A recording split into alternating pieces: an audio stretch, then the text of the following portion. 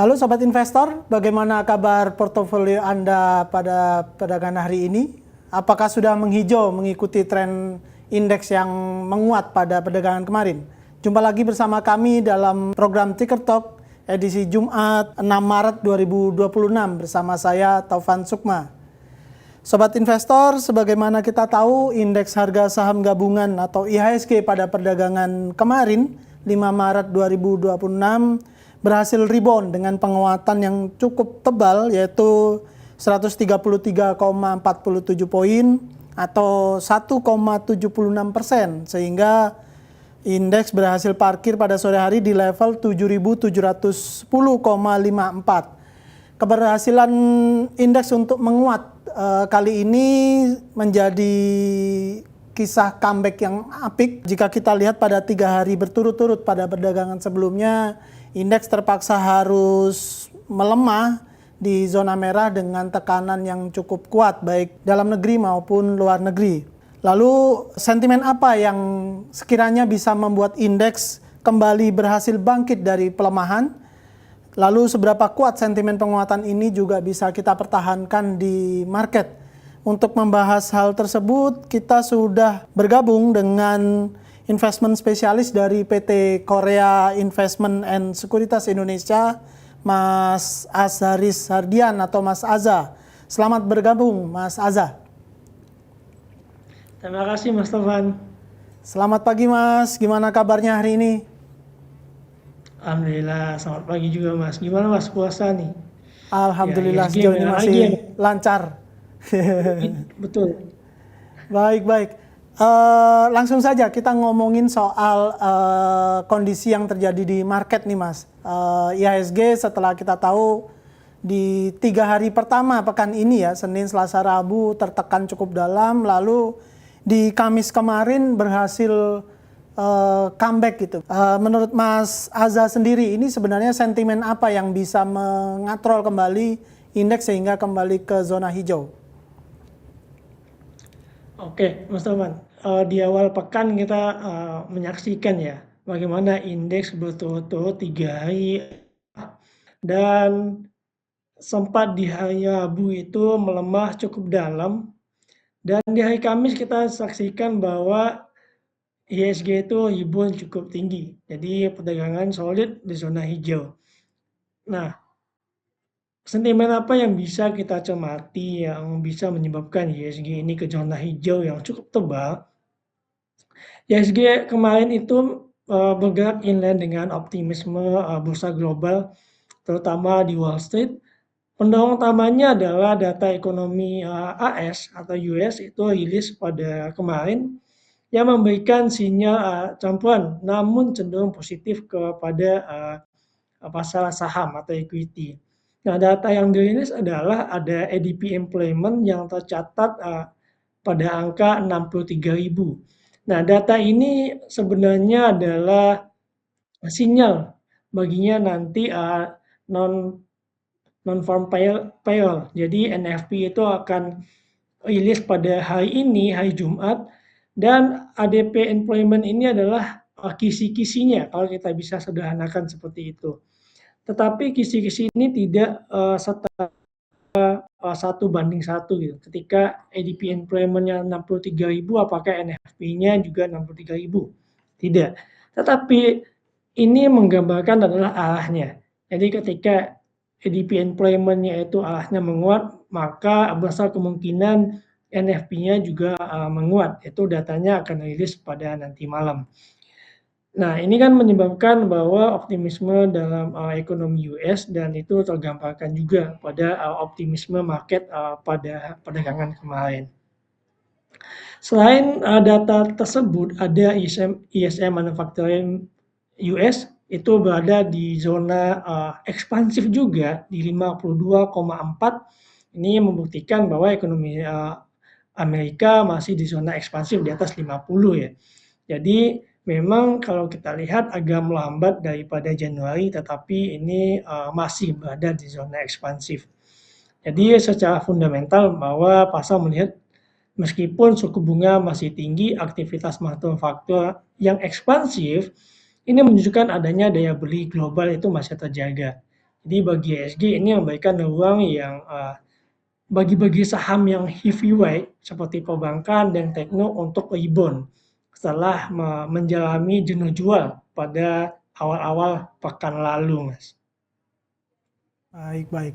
Nah, eh, masih berbicara tentang market di awal pekan ini ya. Kita tahu kan tekanan yang paling kuat terjadi dari kondisi geopolitik di mana perang AS dan Israel melawan Iran ini sangat membawa pengaruh gitu terhadap market. Tapi sebagian pelaku pasar juga mengkaitkan nih cocokologi gitu dengan kebijakan Bursa Efek Indonesia yang mulai membuka data pemegang saham di atas 1%.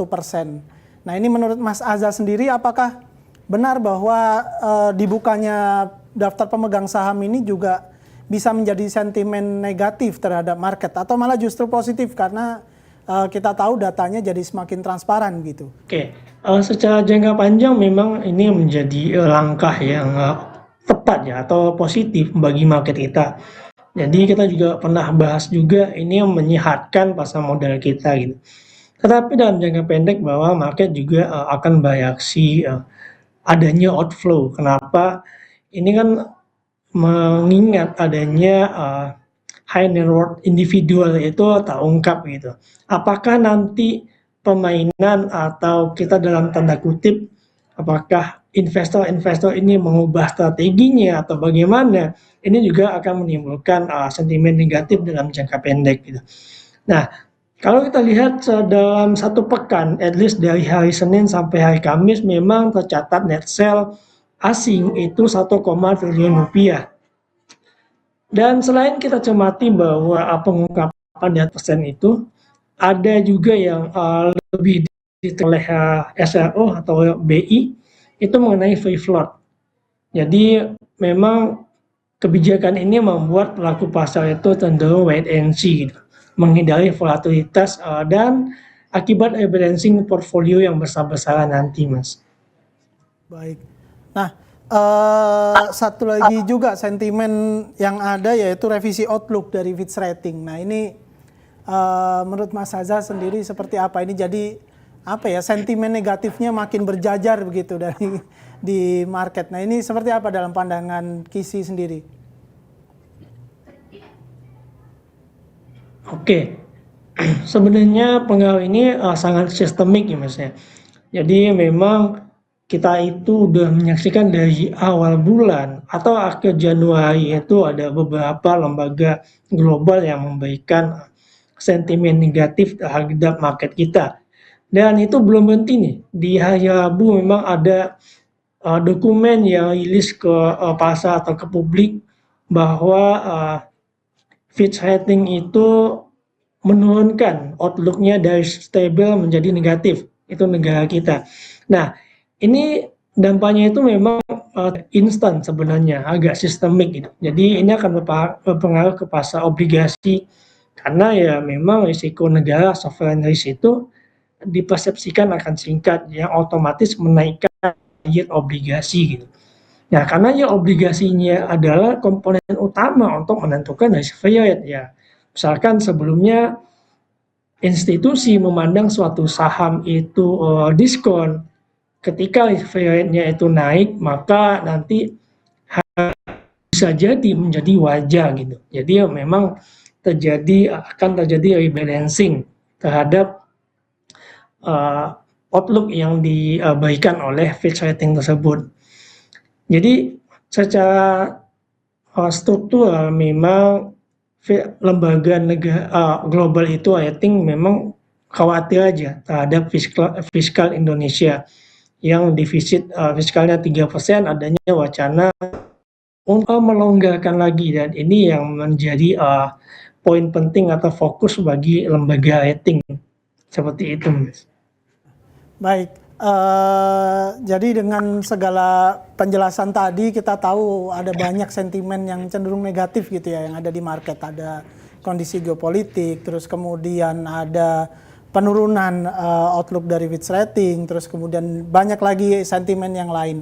Nah, ini menurut Mas Azza sendiri dalam kacamata investor gitu dengan sentimen negatif yang demikian banyak, kira-kira apa sih yang masih bisa kita harapkan terjadi di market gitu? Apakah masih tersisa sentimen positif untuk kemudian bisa berharap indeks ini akan bisa kembali berjalan di zona hijau seperti perdagangan kemarin gitu? Oke, yang bisa kita cermati atau kita harapkan adalah adanya tekanan jual ya tentunya ya Mas ya. Tapi saat ini kita itu bisa mencermati saham-saham blue chip yang memang fundamentalnya solid gitu. Harganya cukup terdiskon cukup dalam. Nah, ini menjadi awal sinyal rebound nantinya nih. Jadi ketika memang valuasi saham-saham blue chip itu sudah kita lihat murah atau investor sudah melihat ini terdiskon cukup dalam, maka ya flow itu akan mengarah ke sana. Nah, poinnya adalah selain dari valuasi, ada juga investor yang memandang saham terdiskon ini juga akan berbanding dengan dividen yield. Nah, ketika dividen yield-nya ini sudah dirasa cukup tinggi, bahwa ketika nanti yang normalnya dividen yield-nya itu 8% atau 7%, ketika harganya melamah, itu bisa mencapai nanti 10%. Nah, ini yang bisa kita cermati. Apalagi kita di earning season, banyaknya laporan keuangan yang rilis, kita bisa mencermati atau memperkirakan berapa dividen payout rasionya, berapa dividen per lembar sahamnya. Itu yang bisa kita cermati di tengah volatilitas pasar seperti ini, Mas. Terakhir nih Mas, dengan ada Mas Azhar lihat tadi ada dividen payout ratio dan sebagainya, artinya masih ada harapan nih walaupun mungkin porsinya nggak cukup besar gitu. Nah, menurut Mas Azhar sendiri kira-kira sektor saham apa saja atau mungkin justru secara spesifik saham-saham apa aja sih yang kemudian masih bisa cukup layak kita lirik gitu, untuk layak kita perhatikan untuk bisa dikoleksi dalam jangka ya menengah ataupun jangka panjang. Oke, kalau kita lihat memang dari segi kondisi makro masih terjadi ketegangan nih Mas ya, masih panas nih di Timur Tengah. Yang bisa dicermati memang oil and gas serta emas, tetapi ini kita perlu garis bawahi. Kalau kita pegang sektor oil and gas dan emas ini, itu kita agak dibayangi oleh penurunan yang cukup dalam ketika terjadinya resolusi dari ketegangan Iran dan Amerika ini. Jadi ini kalau kita sebut bersama teman-teman ini kalau cuan bungkus itu. Jadi kita teman-teman bisa cermati ketika udah cuan di sektor oil and gas sama emas itu bisa cabut dulu gitu. Nah, untuk kita cermati dalam jangka menengah ini pas banget nih. Jangka menengah ya 6 bulan sampai 1 tahun gitu.